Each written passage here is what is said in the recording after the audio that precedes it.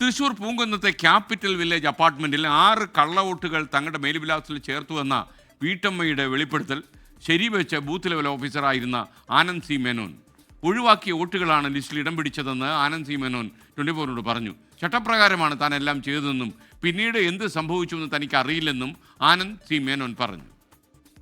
അന്ന് തന്നെ റിപ്പോർട്ട് നമ്മൾ ഇലക്ഷൻ കമ്മീഷന് നമ്മൾ ഈ ആരോപൊക്കെ കൊടുത്തിട്ടുണ്ട്. അത് അന്ന് തന്നെ തീർന്ന കേസാണ്. ഇതിനെ സംബന്ധിച്ചുള്ള എല്ലാ റിപ്പോർട്ടും ഇലക്ഷന് മുന്നേ തന്നെ തലേദിവസം ഞാൻ മുന്നത്തെ ദിവസമായിട്ട് ഇലക്ഷൻ കമ്മീഷനും ഈ ആരൊക്കെ നമ്മൾ കൊടുത്തിട്ടുള്ളതാണ്. ആബ്സെന്റ്, ഡെത്ത്, ഷിഫ്റ്റ് എന്ന് പറഞ്ഞ ഒരു ലിസ്റ്റ് ഉണ്ട്. അത് ഞാൻ കൊടുത്തിട്ടുണ്ട് ഓൾറെഡി. ഇത് വേണ്ടപ്പെട്ട ആൾക്കാരിൽ അതിന്റെ രേഖകളുണ്ട് സാറേ. പിന്നെ നമ്മൾ അതിന്റെ പിന്നിൽ നടക്കേണ്ട ആവശ്യമില്ലല്ലോ. എനിക്കറിയില്ല, കാരണം ഞാൻ നമ്മുടെ ഡ്യൂട്ടി പ്രകാരം ഞാൻ എല്ലാ കാര്യങ്ങളും ഞാൻ കൊടുക്കേണ്ടവർക്ക് കൊടുത്തിട്ടുണ്ട്, പറഞ്ഞിടത്ത് പറഞ്ഞിട്ടുണ്ട്. തൃശ്ശൂരിൽ നിന്ന് സൂരജ് സജി തത്സമയം ചേരുന്നു. Sooraj, good morning. പറയൂ സൂരജ്.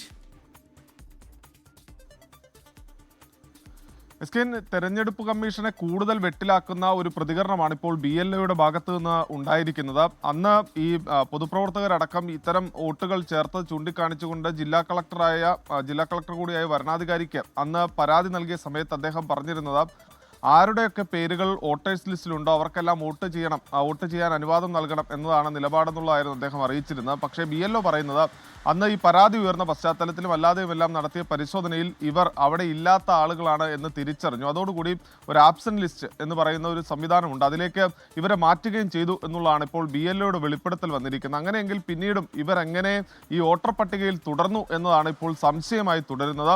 നേരത്തെയും കോൺഗ്രസും LDFും എല്ലാം ചൂണ്ടിക്കാണിച്ചതും ഇത്തരത്തിൽ തന്നെയാണ്. അതായത് ഈ BLOമാരുടെ അറിവോടുകൂടിയാണ് ഇവരെ ചേർത്തത് എന്നൊരു ആരോപണമായിരുന്നു LDFും UDFും അടക്കം ഉയർത്തിയത്. ആ ആരോപണം തീർത്തും തള്ളുകയാണ് BLO ആയിട്ടുള്ള ആനന്ദ് പറയുന്നത് താൻ ചെയ്തതെല്ലാം ചട്ടപ്രകാരം മാത്രമാണ്.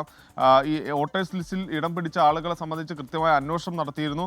ആ അന്വേഷണത്തിന്റെ അടിസ്ഥാനത്തിൽ മാത്രമാണ് ഈ വോട്ടർ പട്ടികയിൽ ആളെ ചേർത്തിട്ടുള്ളൂ. പക്ഷേ ഈ ചില ആളുകൾ ആബ്സെൻസ് ആണ് എന്ന വിവരം അത് മുകളിലേക്ക് അറിയിച്ചിരുന്നു, ബന്ധപ്പെട്ട ആളുകളെ രേഖാമൂലം തന്നെ അറിയിച്ചിരുന്നു എന്നുള്ളതാണ് ആനന്ദ് അറിയിക്കുന്നത്. അങ്ങനെയെങ്കിൽ എങ്ങനെയാണ് ഇവർ വീണ്ടും, അതായത് ഈ 9 പേർ അടക്കമുള്ളവർ എങ്ങനെയാണ് വീണ്ടും വോട്ടർ പട്ടികയിൽ തുടർന്നത് എന്ന ചോദ്യമാണ് ഉയർന്നത്. ഇന്നലെയാണ് ഈ പൂങ്കുന്നത്തെ വീട്ടമ്മ 24നോട് ഒരു വെളിപ്പെടുത്തൽ നടത്തിയത്. താൻ പോലും അറിയാതെ തന്റെ മേൽവിലാസത്തിൽ 9 പേർ ഈ വോട്ടർ പട്ടികയിൽ ഇടം പിടിച്ചു എന്നുള്ളതായിരുന്നു വീട്ടമ്മയുടെ വെളിപ്പെടുത്തൽ. അതോടൊപ്പം തന്നെ നിരവധി പേർ ഈ വോട്ടർ പട്ടികയിൽ ഇടം പിടിച്ചിട്ടുണ്ട് ഇത്തരത്തിലെന്ന് LDFും UDFും ആരോപിക്കുകയും ചെയ്തിരുന്നു.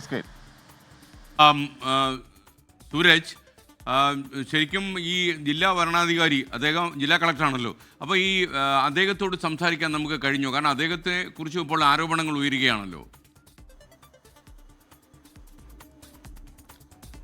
നിലവിൽ അദ്ദേഹമില്ല, സംസ്ഥാനത്തിന് പുറത്താണ് അദ്ദേഹം ഉള്ളത്. ഇവിടെ നിന്ന് തൃശ്ശൂരിൽ നിന്ന് അദ്ദേഹം മാറി മറ്റൊരു സംസ്ഥാനത്ത് ജോലി ചെയ്യുകയാണ്. അതുകൊണ്ട് തന്നെ അദ്ദേഹത്തെ ബന്ധപ്പെടാൻ സാധിച്ചിട്ടുമില്ല. പക്ഷേ ഈ വിവാദങ്ങൾ ഉയർന്ന പശ്ചാത്തലത്തിൽ തെരഞ്ഞെടുപ്പ് കമ്മീഷൻ തന്നെ ഔദ്യോഗികമായി ഇന്നലെ ജില്ലാ ഭരണകൂടത്തോട് കഴിഞ്ഞ ദിവസം ഇതിന്റെ കാര്യങ്ങൾ തിരക്കിയിരുന്നു. ആ സമയത്ത് ഈ പരാതിയെല്ലാം തന്നെ ജില്ലാ ഭരണകൂടം ഈ തെരഞ്ഞെടുപ്പ് കമ്മീഷന് കൈമാറിയിട്ടുണ്ട്. അതിൽ ഈ ജില്ലാ ഭരണകൂടം നൽകിയിരിക്കുന്ന വിവരം ഇപ്രകാരമാണ്. അതായത് ഈ പരാതികളെല്ലാം തീർപ്പാക്കി എന്നുള്ളതാണ് ജില്ലാ ഭരണകൂടം അറിയിക്കുന്നത്. ഓരോ ഘട്ടത്തിലും അത് പരിശോധിച്ച് തീർപ്പാക്കി എന്നുള്ളതാണ് ജില്ലാ ഭരണകൂടം ഇതിൽ ഔദ്യോഗികമായി അറിയിക്കുന്നത്. പക്ഷെ അപ്പോഴും ഈ പഴയ കളക്ടർ VR കൃഷ്ണതേജ ഈ സംശയനിഴലിൽ നിൽക്കുന്നു എന്നുള്ളതാണ്. അത് നിൽക്കുന്നു എന്ന് മാത്രമല്ല LDFും UDFും ആകട്ടെ ഈ കളക്ടർ മുതൽ BLOമാർ വരെ ഇടപെട്ടുകൊണ്ടാണ് ഇവിടെ ഈ തെരഞ്ഞെടുപ്പ് ക്രമക്കേട് നടത്തിയത് എന്നൊരു ആരോപണം അവർ കടുപ്പിക്കുന്നുമുണ്ട്. ഈ BLOയ്ക്കും അതോടൊപ്പം തന്നെ BLOമാർക്കും കളക്ടർക്കുമെതിരെ അന്വേഷണം വരെ ആവശ്യപ്പെടുന്ന ഒരു ഘട്ടമുണ്ട്. നമ്മൾ ഈ പഴയ കളക്ടറെ ഫോണിൽ ബന്ധപ്പെടാൻ ശ്രമിച്ചിരുന്നു, പക്ഷെ അദ്ദേഹത്തെ ഇതുവരെയും നമുക്ക് ലഭ്യമായിട്ടില്ല. Thank you Sooraj Saji. എന്തായാലും അദ്ദേഹത്തെ ഒന്ന് ബന്ധപ്പെടാൻ ശ്രമിക്കുക. കാരണം വരണാധികാരി എന്നുള്ള നിലയിൽ അദ്ദേഹം ആരോപണത്തിൻ്റെ നടുവിൽപ്പെട്ടിരിക്കുകയാണ്. അതുകൊണ്ട് തന്നെ അത് മറുപടി പറയാൻ അദ്ദേഹത്തിന് ബാധ്യതയുണ്ട്. ലോകത്തെവിടെയായാലും ഏത് സമയത്തും 24 വാർത്തകളും ഓഗ്മെന്റഡ് റിയാലിറ്റി പാക്കേജുകളും എക്സ്പ്ലെയിനറുകളും വിശദമായി കാണാൻ ഞങ്ങളുടെ YouTube ചാനൽ നിങ്ങൾക്ക് സബ്സ്ക്രൈബ് ചെയ്യാം.